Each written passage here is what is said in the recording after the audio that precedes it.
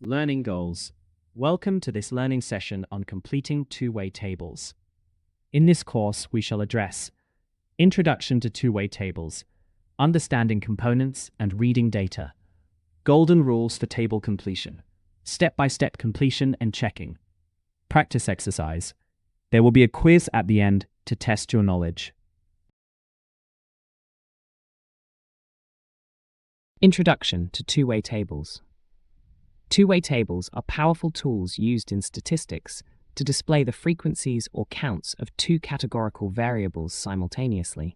They help organize data in a way that makes it easy to see relationships and distributions between different categories.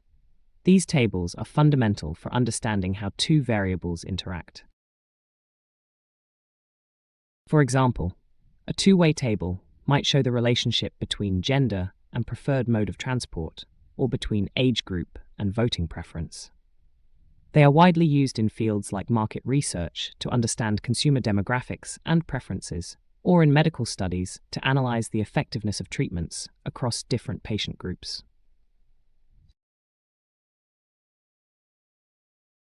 Understanding table components. A two-way table consists of rows and columns, each representing a category of a variable. The cells within the table, where rows and columns intersect, contain the joint frequencies, the count of observations that fall into both specific categories. For instance, the number of males who prefer coffee would be a joint frequency. The marginal frequencies are found in the total row and total column. These represent the total count for each individual category, irrespective of the other variable.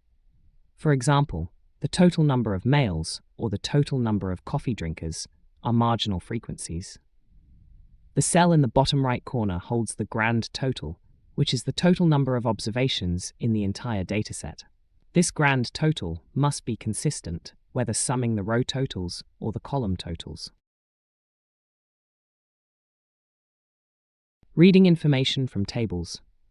To read information from a two-way table, locate the intersection of the desired row and column. For example, to find the number of Year 7 vegetarians, you would find the row for vegetarian and the column for Year 7 and read the value in that cell. This direct reading allows for quick extraction of specific data points. Row and column totals provide summaries for each category. The total row shows the overall count for each column's category, e.g., total students in Year 7, while the total column shows the overall count for each row's category, e.g., total vegetarians across all years. Identifying the largest or smallest values in these totals can quickly reveal trends or preferences, such as the most popular product size or political party, offering immediate insights into the dataset. Golden rules for completion. To successfully complete a two-way table with missing values, follow these golden rules. First, ensure the grand total is written in the bottom right-hand cell, as this is the sum of all observations. Second, always look for rows or columns that have only one missing number, as these are the easiest to solve. Third, use simple addition and subtraction to find any missing values. Remember that the numbers in each column must add up to the total for that column, and similarly, the numbers in each row must add up to the total for that row. Fourth, fill in the missing values as you go along, as each new value can help solve another missing piece.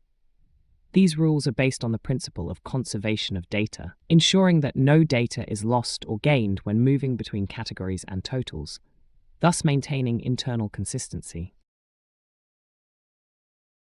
Let's walk through a complete example of filling in a two-way table. We'll use Anton's survey data to demonstrate the process step by step.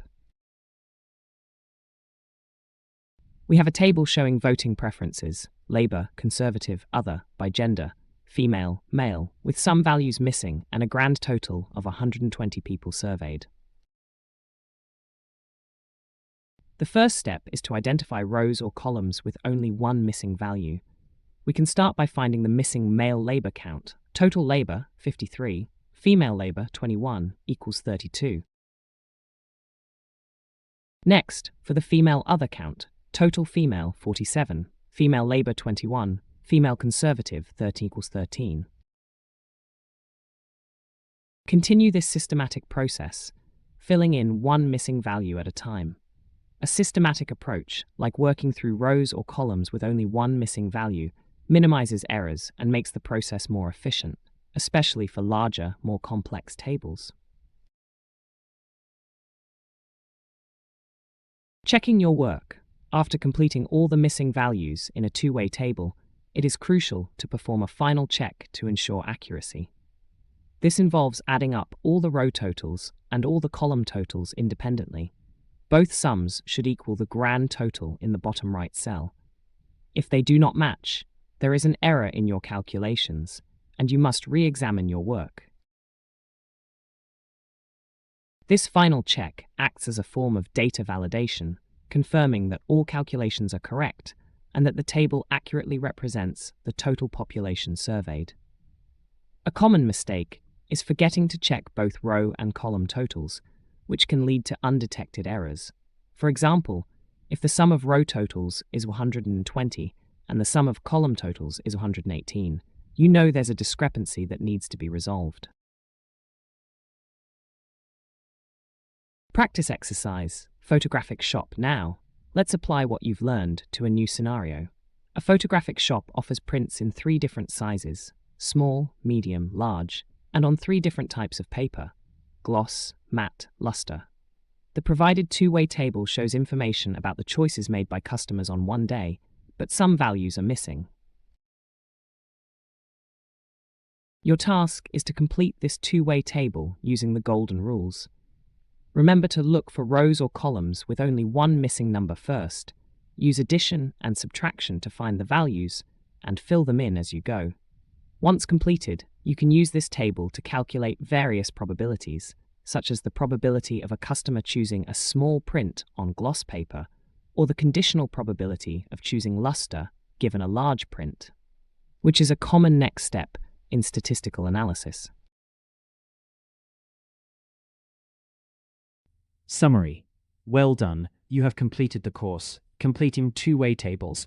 You should now be familiar with Introduction to Two-Way Tables, Understanding Components and Reading Data, Golden Rules for Table Completion, Step-by-Step Completion and Checking, Practice Exercise. Should you need to revisit any of the topics in this course, please use the menu at the bottom of the screen.